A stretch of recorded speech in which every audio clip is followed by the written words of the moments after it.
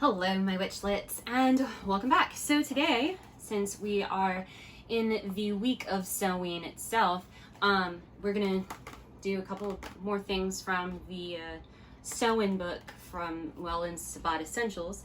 And what we're gonna make today are the soul cakes. Now, the soul cakes were basically, according to the book, I'll just read it straight from the book.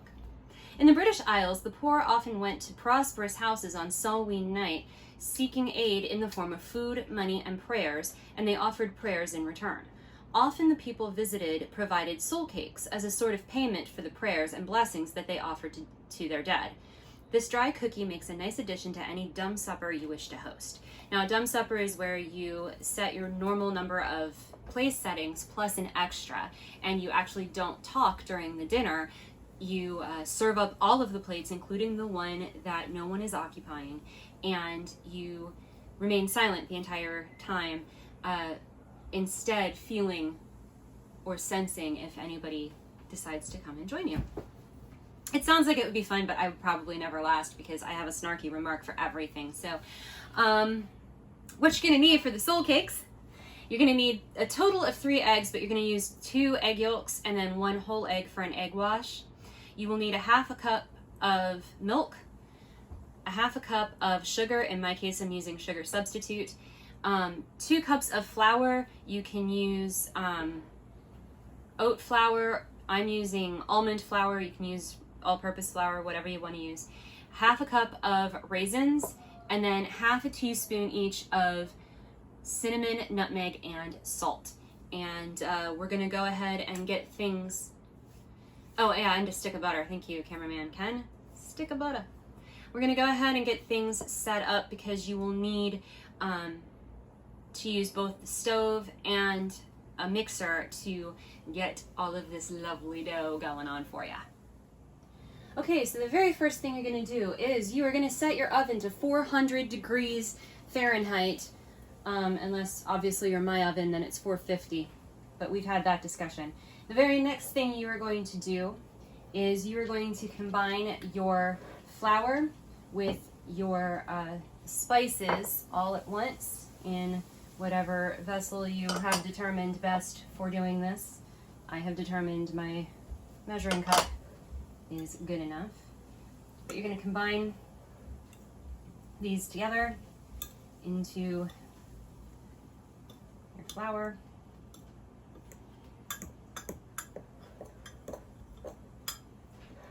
Just like this. And we're going to do here in just a second, as soon as I get this a little bit, better incorporated. We are going to cream together our butter and our sugar in our handy dandy mixer. So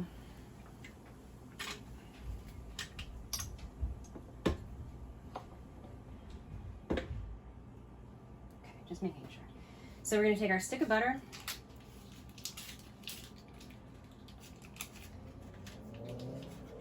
and put it into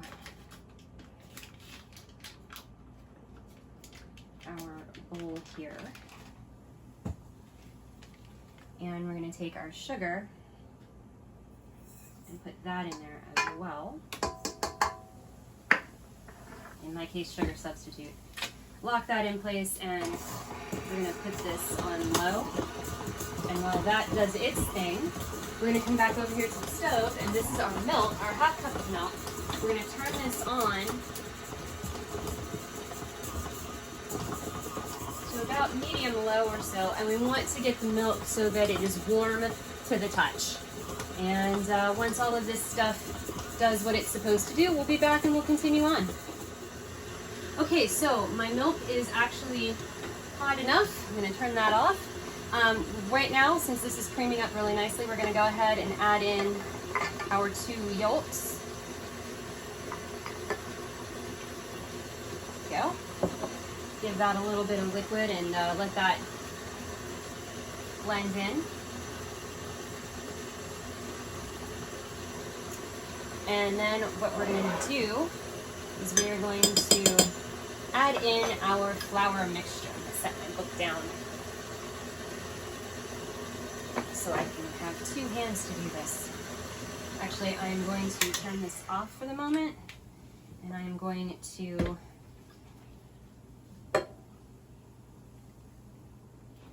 just kind of keep. Now this wants you to add the flour and mix on high, so that's what we're kind of trying to do here.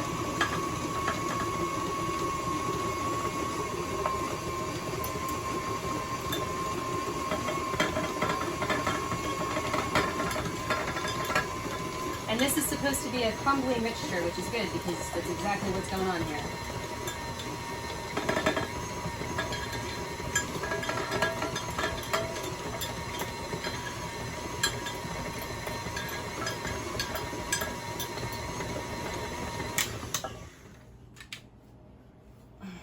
Sorry, the noise is starting to bother me, so turn that off and dump the rest of this in here. I love glass, but I hate glass. All right, put this back up to high, a little too high. And the mixture is supposed to be crumbly, which is pretty much what we have going on here. I'm just letting it get a little bit more incorporated before we do the final thing and add milk.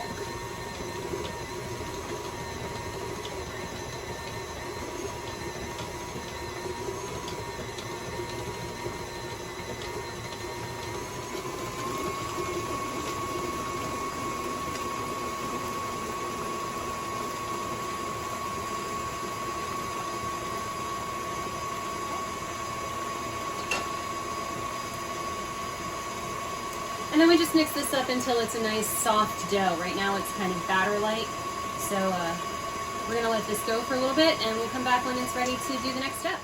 So I realized that the recipe actually doesn't say when to add the raisins, so I'm gonna add them now. And this might actually go a little ways in helping to thicken up the batter into an actual dough as opposed to how it's turning out right at this moment. So again, we'll be back when we're ready for the next step.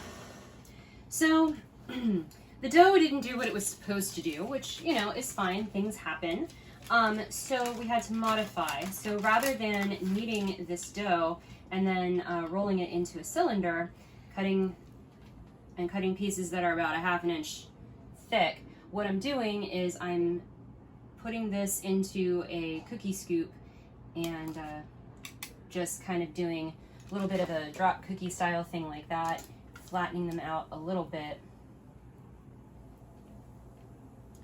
Sometimes things don't go as planned and you have to make substitutions and modifications. So this is the modification that we chose to make for this, and I've got a whole bunch of these to do, so rather than thrill you with that kind of content, we'll just reframe it and everything for when we're ready to do the egg wash and get it into the oven.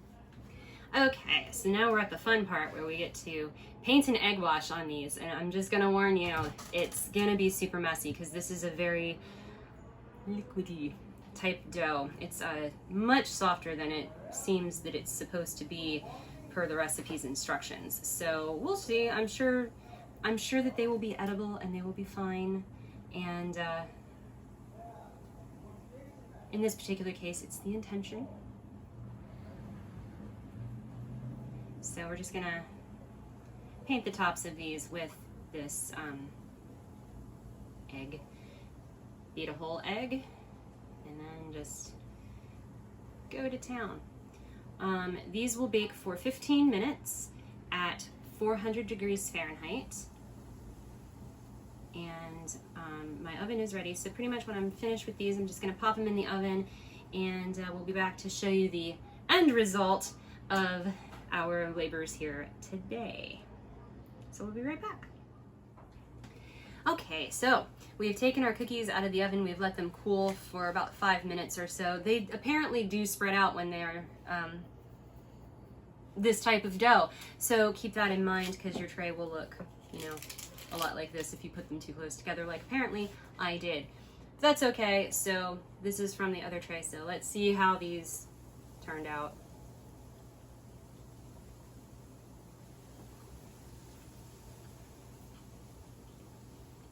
They are very, very soft, which is nice.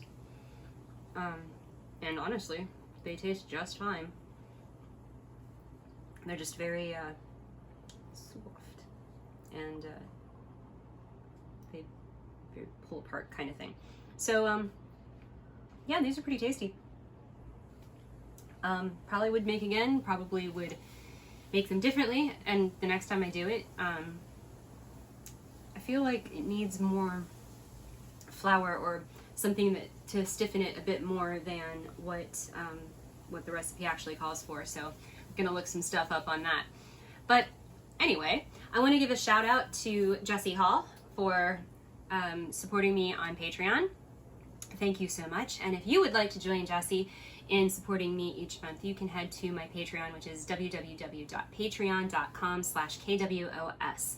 There are many different levels of support that you can give, and anything you do would be helpful to help keep bringing you these videos twice a week, every week. Plus there's some fun stuff for the Patreons as well. So if you like this video, go ahead and hit the thumbs up button. If you didn't, smash the dislike button. Leave me a comment either way. Let me know. Talk to me. And make sure that you hit the subscribe button and ring the notification bell so you always know when my videos come out. We'll see you next time.